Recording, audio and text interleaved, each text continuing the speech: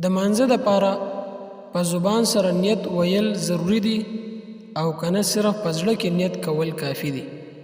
جواب: صرف په زړه کې نیت کول دا کافی دی. په زبان سره که څوک نیت وی نو دا هم صحیح او جایز دی.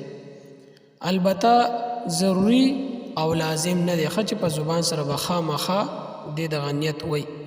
یو ملګري تپوس کړی دی چې زموږ مسجد امام صاحب یو کس ته وویل چې ته ما پسې به مونځ نه کې، نو آیا اوس د دې کس امام صاحب پسې مونځ کیږي او که نه کیږي؟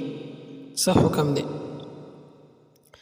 فتاوی دارالعلوم دیوبند لیکلی دی چې د دې کس امام صاحب پسې مونځ کیږي، ځکه چې د امام اجازت د مقتدي دپاره دا شرط نه دی چې آیا څوک به ما پسې مونځ کوي او څوک به نه کوي. نو د دې کس امام صاحب پسې مونځ کیږي او د دې امام صاحب دغه وینا کول چې ته به ما پسې مونځ نه کې، نو دا لیکلی دی چې دا خلاف شریعت عمل دی امام صاحب کړی دی، نو دې وجې نه د دې کس امام صاحب پسې مونځ کیږي.